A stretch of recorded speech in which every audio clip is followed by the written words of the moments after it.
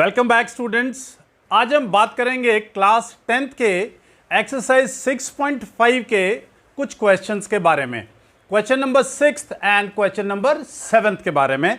They are very important questions और इनकी statement को थोड़ा सा अगर आप ध्यान से समझेंगे तो ज़्यादा आसानी होगी इन क्वेश्चंस को करने में। So now let's start with question number 6.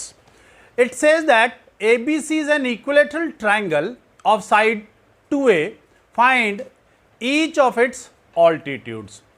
इस बात का मतलब है कि आपके पास एक ABC इक्विलेटरल ट्रायंगल दिया हुआ है जिसकी सभी साइड्स की जो लेंथ है वो 2A के बराबर है और कहता है जितने भी तीन ऑल्टीट्यूड बन सकते हैं इसके अंदर, कहता तीनों ऑल्टीट्यूड्स की लेंथ बताइए। ऑल्टीट्यूड्स एस लिखा हुआ है तो इस बात से इस बात का क्लैरिटी आ जाती है कि एक ऑल्टीट्यूड की लेंथ के बारे में बात नहीं हो रही है, तीनों ऑल्टीट्यूड्स की लेंथ के बारे में बात हो रही है।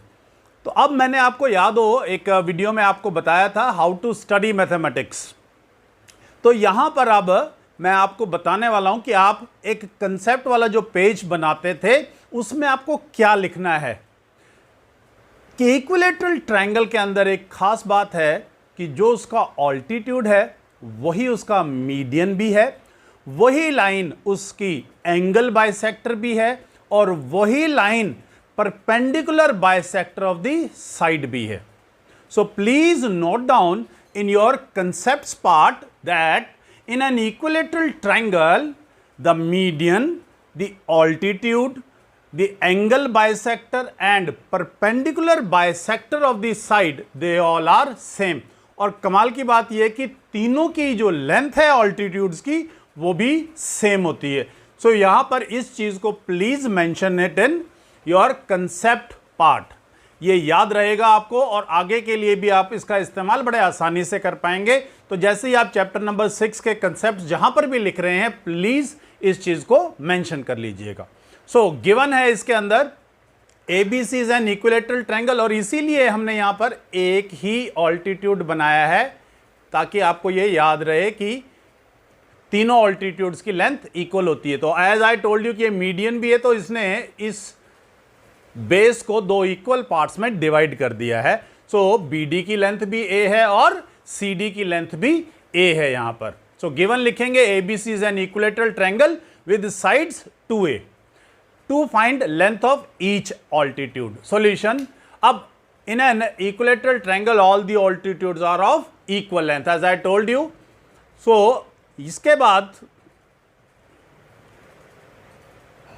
अब हमें नजर आ रहा है ट्रायंगल ABD जो है ये एक राइट एंगल ट्रायंगल है। एज आई टोल्ड यू इस पूरी एक्सरसाइज के अंदर यही बात सबसे इंपॉर्टेंट है, जहां पर भी आपको राइट एंगल ट्रायंगल नजर आए प्लीज यूज पाइथागोरस थ्योरम। मजा आ जाता है क्योंकि पाइथागोरस थ्योरम आपको क्लास 8 से याद है।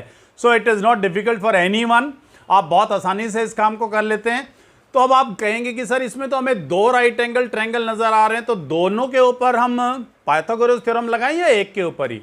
अगर आप ध्यान से देखेंगे इन दोनों राइट एंगल ट्रायंगल्स के अंदर ये दोनों साइड्स इक्वल हैं और तीसरी साइड कॉमन है, तो आप चाहे दोनों पे लगाइए चाहे एक पे लगाइए the answer will be same, एक ही चीज बनेगी वो। तो इसलिए हमने एक ही ट्रायंगल का यूज किया है। तो यहां पर AB square will be equal to BD square plus AD square आ गया।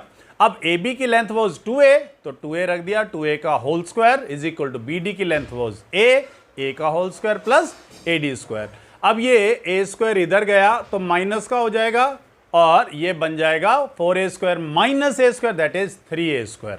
अब स्क्वायर रूट हटाएंगे, यहां पर एक छोटी सी गलती कर जाते हैं बच्चे, क्या सोचते हैं कि ये इस स्क्वायर से हम इस स्क्वायर को कैंसिल कर सकते हैं, but it is not possible. ये पॉसिबल नहीं है क्योंकि स्क्वायर सिर्फ A के ऊपर है, 3 के ऊपर स्क्वायर नहीं लगा हुआ था। अगर ये होल स्क्वायर होता तब आप दोनों साइड कैंसिल कर सकते थे। तो ये बात बहुत इंपॉर्टेंट है, इसको इंपॉर्टेंट मार्क कर लीजिएगा इस बात को, क्योंकि ये बात अदरवाइज हम भूल जाते हैं और यहीं पर हम गलती कर जाते हैं। This is very very important कि जब तक दोनों तरफ होल स्क्वायर ना हो, सिंगल सिंगल टर्म ना हो दोनों तरफ, तब तक आप कैंसिल नहीं कर सकते। जैसे ही आपने स्क्वायर हटाया, दोनों तरफ स्क्वायर रूट लिया। स्क्वायर हटाने का मतलब है हमने दोनों तरफ स्क्वायर रूट लिया, तो 3 का स्क्वायर रूट हो गया √3 और a स्क्वायर का स्क्वायर रूट आया a और ad स्क्वायर का स्क्वायर रूट आया ad। So length of each of its altitude is √3a। तो ये हो गया आपका क्वेश्चन नंबर 6। अब क्वेश्चन नंबर 7 भी बहुत मजेदार क्वेश्चन है। मजेदार इसलिए कि इसकी भी अगर हमें स्टेटमेंट समझ में आ जाए और इसका भी कंसेप्ट अगर क्लियर हो तभी इस क्वेश्चन को हम कर सकते हैं। अब इसकी स्टेटमेंट क्या कहती है? Prove that the sum of the squares of sides of a rhombus is equal to the sum of square of its diagonals. आपको मालूम है रोम्बस 4 साइडेड फिगर है। अब इसकी प्रॉपर्टीज आपके माइंड में सेटल हो जानी चाहिए। प्रॉपर्टीज क्या कहती हैं रोम्बस की? कि इसकी चारों साइड इक्वल हैं, पहली प्रॉपर्टी। दूसरी, diagonals bisect each other at 90 degree. So ये बात भी अपने कंसेप्ट वाले पार्ट में लिखिएगा कि रोम्बस की प्रॉपर्टीज क्या कहती हैं। तो यहां पर भी हमारे पास एक खास बात आ गई कि ये जो चारों राइट एंगल ट्रायंगल्स आए, 1 2 3 4, ये चारों राइट एंगल्ड ट्रायंगल सेम है। तो यहां पर भी हम किसी भी एक राइट एंगल ट्रायंगल को लेकर के इस पूरे क्वेश्चन को सॉल्व कर सकते हैं। बच्चे कई बार ये गड़बड़ करते हैं, चारों राइट एंगल ट्रायंगल के अंदर पाइथागोरस थ्योरम लगाते हैं और फिर बहुत टाइम लगता है उनको ऐड करने में। लीव दैट, आप एक राइट एंगल ट्रायंगल उठाइए and your question will be solve. बड़ा आसान हो जाएगा और यू विल एंजॉय ऑल्सो, और छोटा हो जाएगा, ऑटोमेटिक सी बात है। मजा भी आएगा जब क्वेश्चन छोटा हो जाता है। तो सो वापस गिवन से बात करता हूं मैं। गिवन है आपके पास ABCD रोम्बस। टू प्रूव हो गया आपके पास कि चारों साइड्स के स्क्वायर का सम इसके डायगोनल्स के स्क्वायर के सम के बराबर है। Proof in triangle AOB, angle AOB is 90 degree. तो यहां पर हमने एक ही ट्रायंगल लिया, आपकी मर्जी है, इन चारों में से कोई भी ट्रायंगल आप ले सकते हैं, कोई फर्क नहीं पड़ता। तो हमने ये ट्रायंगल उठाया और यहां पर पाइथागोरस थ्योरम लगा दी। AB square is equal to OA square plus OB square.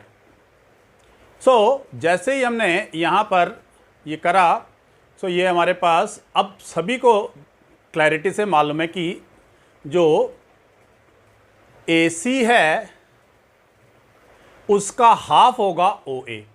तो OA is half of AC, तो OA की जगह रख दिया हाफ ऑफ AC और OB की जगह पर रख दिया हाफ ऑफ DB। स्क्वायर करेंगे 1/4 1/4, दोनों का जो एलसीएम आया वो 4, क्रॉस मल्टीप्लाई करेंगे, ये बन गया 4AB square. 4AB square is equal to AC square plus DB square. अब 4AB स्क्वायर को हम 4AB स्क्वायर, अब वापस याद कीजिए, मैंने आपको बताया था कि जो डायगोनल्स हैं इसके, ये डायगोनल्स तो आ गए, लेकिन उसने कहा था चारों साइड्स का सम, लेकिन रोम्बस की तो चारों साइड इक्वल होती हैं। तो इसका मतलब हम AB की जगह BC, AB की जगह CD, AB की जगह DA लिख सकते हैं। तो ये आपके पास प्रूफ हो गया इसका। अब आप देखेंगे कि एक ट्रायंगल का ही इस्तेमाल करते हुए हमने इसको प्रूव कर लिया है।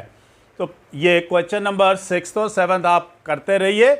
अगर आपको इस कंसेप्ट में या इन बातों में कोई भी बात ना समझ में आई, so please comment me in my comment box. और अगर कोई भी समस्या कभी भी आती है, कोई घबराने की ज़रूरत नहीं है, हिचकिचाने की ज़रूरत नहीं है, आप कमेंट कीजिए। I will try to make new video for you. Thank you very much.